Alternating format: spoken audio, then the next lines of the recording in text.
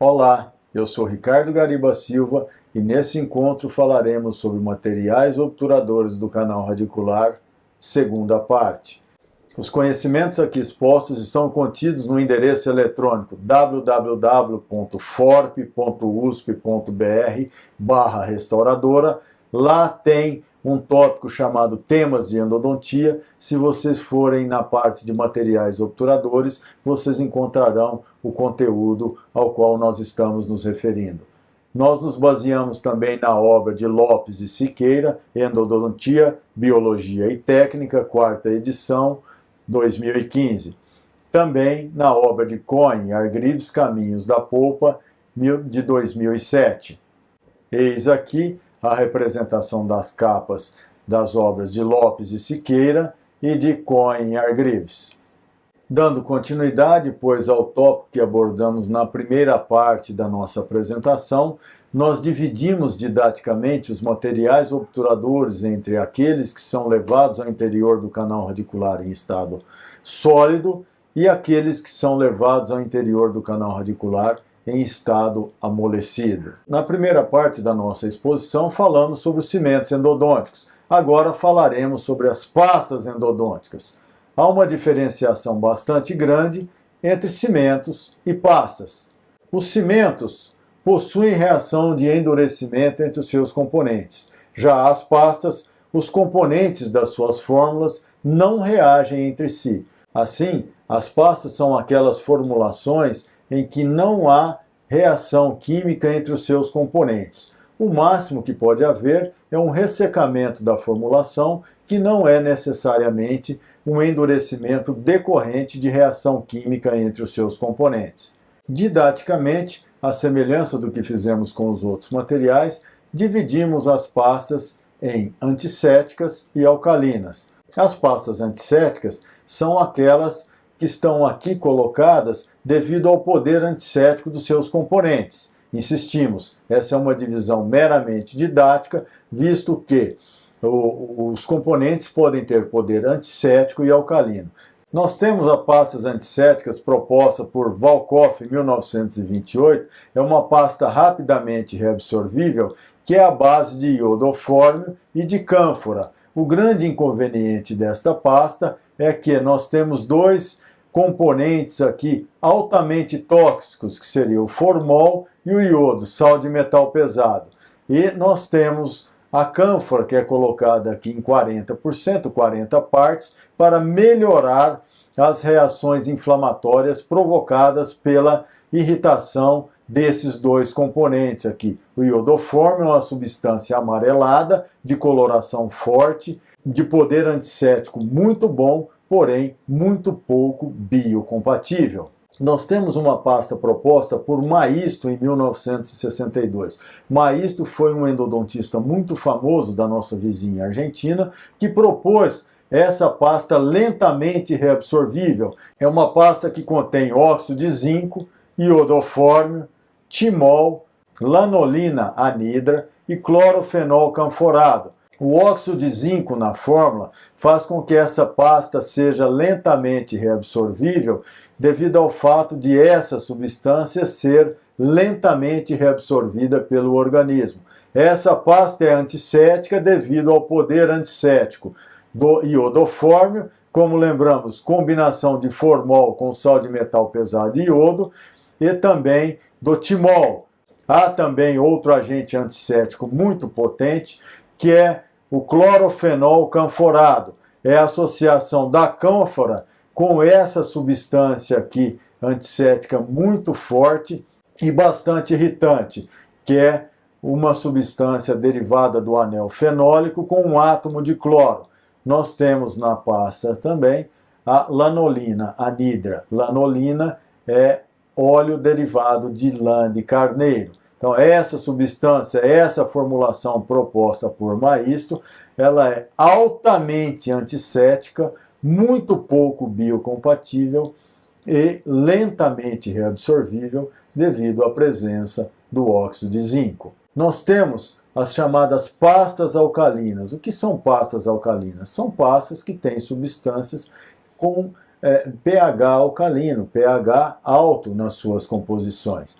E o principal componente delas é o hidróxido de cálcio. Então, nós temos a associação do hidróxido de cálcio com substâncias radiopacas. E nós temos água, polietileno glicol, propileno glicol ou metilcelulose como veículos desses componentes, dessa associação de hidróxido de cálcio com as substâncias radiopacas. São pastas rapidamente reabsorvidas. Entre as pastas alcalinas, nós temos uma associação proposta por Maísta e Capurro, em 1964, que é composta de hidróxido de cálcio iodoforme em partes iguais de pó, e cujo veículo é água destilada ou então uma solução aquosa de carboximetilcelulose a 3%.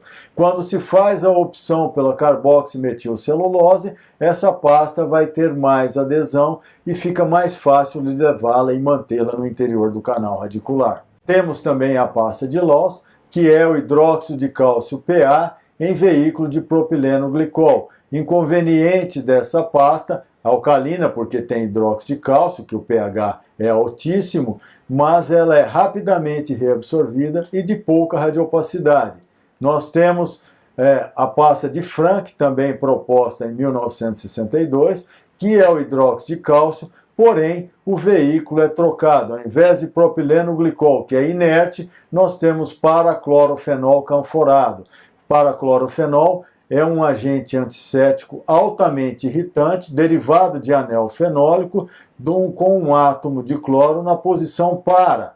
Então, essa associação aqui entre o paraclorofenol canforado, ela é altamente antisséptica e alcalina, porém muito irritante. Ambas as pastas são rapidamente reabsorvidas. O professor Holland de Araçatuba propôs uma pasta que contém hidróxido de cálcio, óxido de zinco, colofônia para dar adesividade, tudo isso que era veiculado por propileno glicol.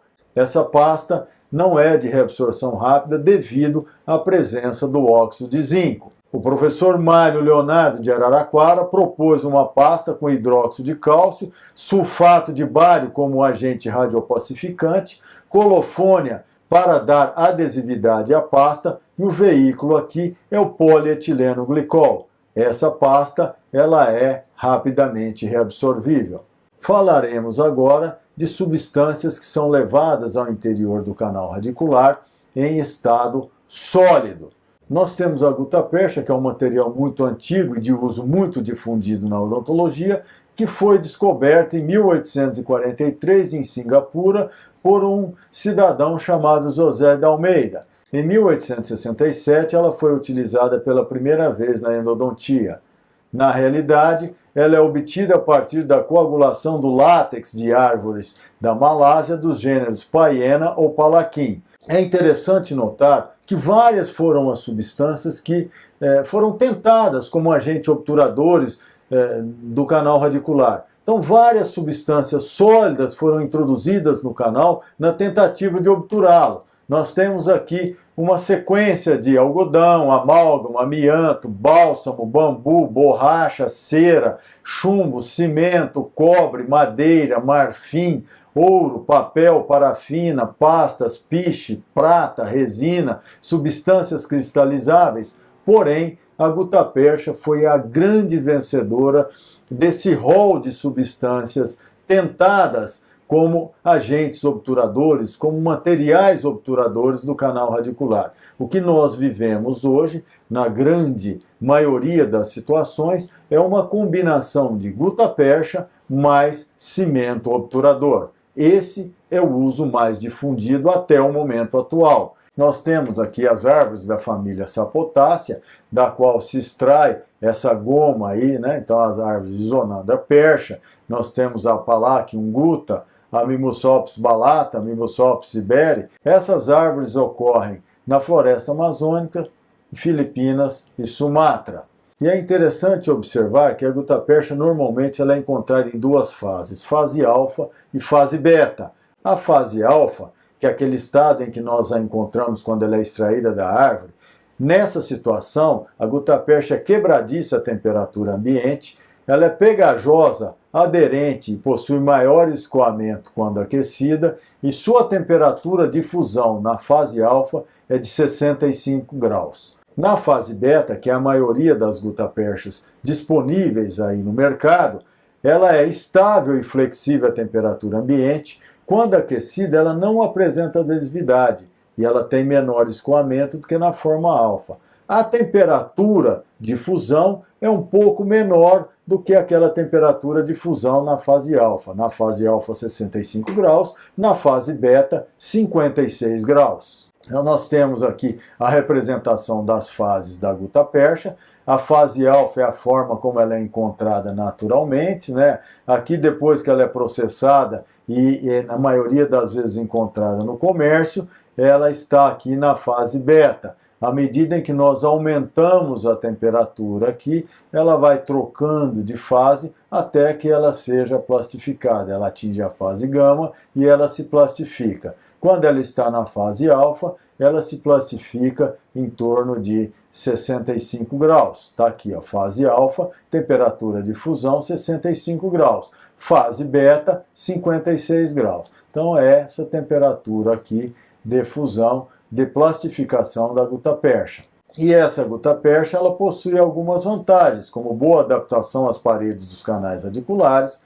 Existe a possibilidade do seu amolecimento e plastificação por meio de calor ou de solventes químicos. A gutapercha possui boa tolerância tecidual, possui radiopacidade adequada, é estável físico-quimicamente e ela é de fácil remoção do interior do canal radicular, se necessário for. Como desvantagem, a gutapercha apresenta falta de rigidez para ser utilizada em canais radiculares estreitos e muito curvos. Ela não possui adesividade, motivo pelo qual o seu uso é sempre acompanhado de cimento. Ela pode ser deslocada pela pressão durante a compactação, durante a condensação do material obturador no interior do canal radicular e, quando exposta ao ar ou à luz por certo tempo, ela torna-se quebradiça. Então a gutapercha tem aí um tempo de vida útil em prateleira, ela não pode permanecer indefinidamente, ela acaba sofrendo um processo de oxidação que a torna quebradiça e inviável para uso clínico. Essa gutapercha que encontramos em bastão, ela é um composto de gutapercha, óxido de zinco, sais de metais pesados, cera, corante, antioxidante e opacificador. Os cones de gutapercha podem ser de dois tipos, os cones primários ou principais e os secundários ou os chamados acessórios. E eles podem ser encontrados, os principais, em caixas sortidas, obedecendo às séries de padronização dos instrumentos manuais, ou seja, de 15 a 40, primeira série, 45 a 80, segunda série, e terceira série de 90 a 140. Há também à disposição em números únicos, de acordo com os instrumentos. Nós podemos achar caixas sortidas de primeira, segunda ou terceira série, ou caixas apenas de cones 35, 40, 15, 20, enfim, da numeração que desejarmos. Há também a variação de conicidade. Essa conicidade aqui de 2% ou de 20 micrômetros por milímetro, de incrementos de diâmetro da ordem de 20 micrômetros por milímetro,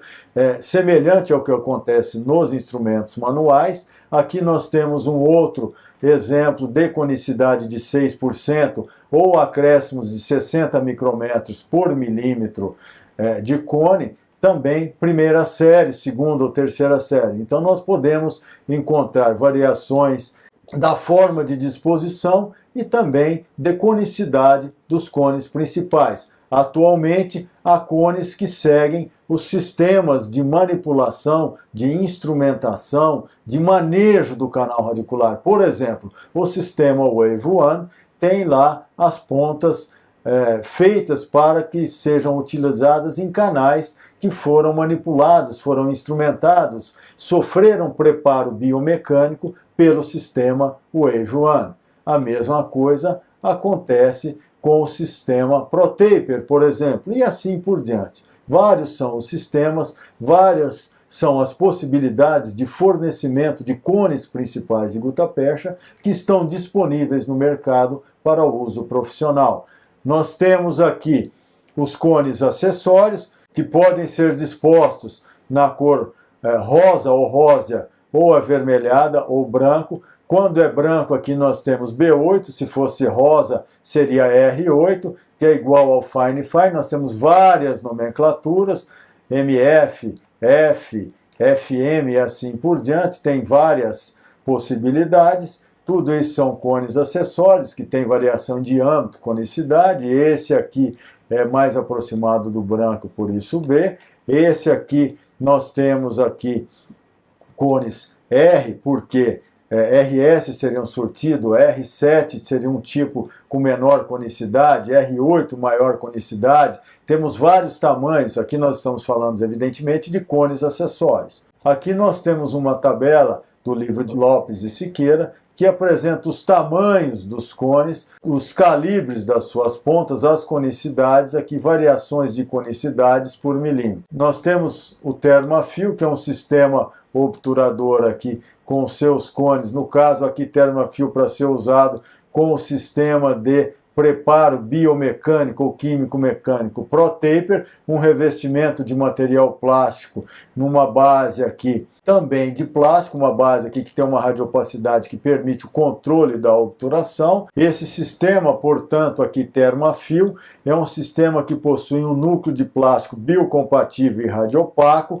que recebe aqui uma cobertura de gutapercha na fase alfa, dotada de maior escoamento, que vai ser levado no interior do canal radicular. Há também os cones à base de resina, que, uma vez utilizados com cimentos também à base de resina e a polimerização do cimento, eles acabam se integrando com os cones à base de resina e formam o conceito de monobloco, diferentemente da gutapercha. Quando nós observamos uma massa obturadora em que se utilizou um cimento, seja ele resinoso ou não, e cones de gutapercha, nós podemos diferenciar perfeitamente os materiais obturadores. Nós veremos ali na massa obturadora a gutapercha e o cimento.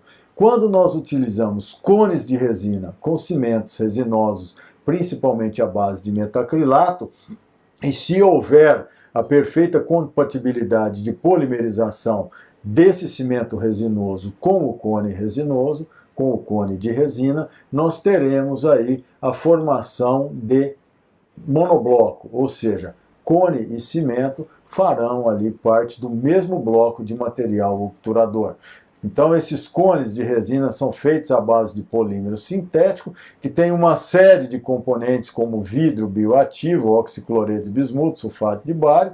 Eles seguem o padrão ISO, tem várias conicidades, tanto os principais quanto os acessórios, aqui várias formas de apresentação.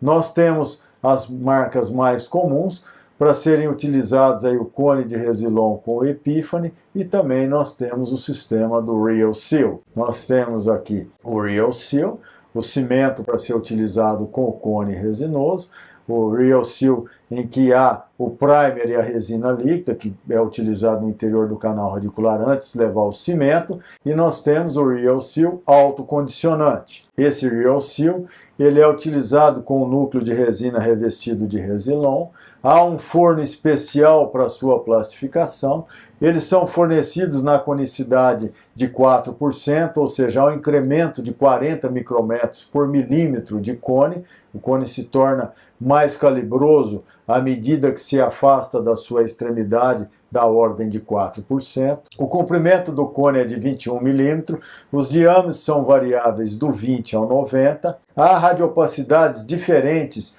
entre o núcleo plástico e o revestimento de gutapercha, e esse material pode ser facilmente removido do interior do canal radicular com o solvente comum cloroformo. Então, se houver a necessidade de uma nova intervenção, esse material pode ser facilmente removido do interior do canal radicular com o uso do cloroformo. Faremos a abordagem aqui do cone de prata apenas e tão somente para fins históricos, já que hoje já não é mais comum nós encontrarmos pacientes que tenham esse tipo de material como um agente obturador. mas pode ser que algum de vocês receba algum paciente que necessite de nova intervenção endodôntica e que vocês verifiquem a existência de cones de prata na massa obturador.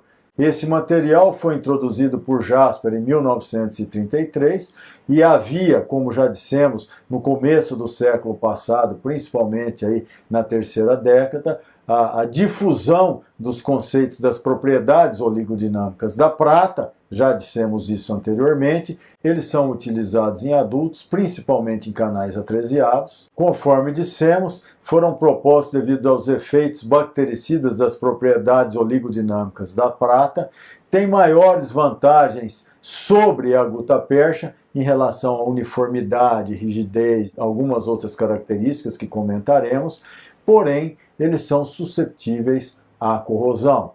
Então nós temos como composição desses cones aqui, ó, vemos aqui o cone no interior do canal radicular, eles são feitos de prata pura e com associação com cobre e níquel, que são outros metais que fazem parte aí da liga de prata da qual esses cones são feitos. Eles são semelhantes aos instrumentos tipo K, tanto em conicidade como em tamanho. Quando vamos utilizá-los no interior do canal radicular, nós devemos dobrar suas pontas na câmara pulpar para que facilitar a remoção se houver necessidade em momento posterior. Possui como vantagens passíveis de esterilização, são radiopacos, porém muito radiopacos. A radiopacidade excessiva do material pode mascarar eventuais defeitos como bolhas, falta de cimento na massa obturadora. Eles não mancham o dente, não sofrem contração, são flexíveis e rígidos, são utilizados em canais estreitos e curvos, podem ser utilizados em canais extremamente estreitos e curvos, e eles possuem uniformidade, já que um dos problemas do cone de gutapercha é que normalmente, pelo menos no início, eles eram fabricados à mão e muito sujeito à variabilidade de quem fabrica. Os cones de prata eles eram usinados por máquinas, então a tendência é que eles fossem mais uniformes. Porém, os cones de gutapercha atualmente são feitos de forma automatizada. Entre as desvantagens, eles não permitem condensação, são de difícil remoção no interior do canal radicular, sofrem corrosão, formam, a partir dessa corrosão, substâncias altamente tóxicas, não possibilitam preparos protéticos, ou seja, não há possibilidade que seja feito preparo do canal radicular em canais que sofreram tratamento e foram obturados por meio de cone de prata. Não há possibilidade de colocação de contenção intrarradicular, porque não se poderia preparar o canal. E possuem excessiva radiopacidade que mascara defeitos. Há aspectos que devem ser considerados também quando da sua remoção. Eles não podem ser ultrapassados, tangenciados pelos instrumentos.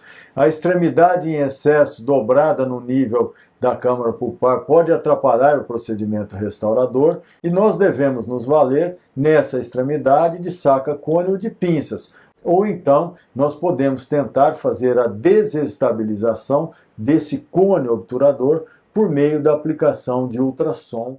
Aqui encerramos esse nosso encontro. Muito obrigado e até uma próxima oportunidade.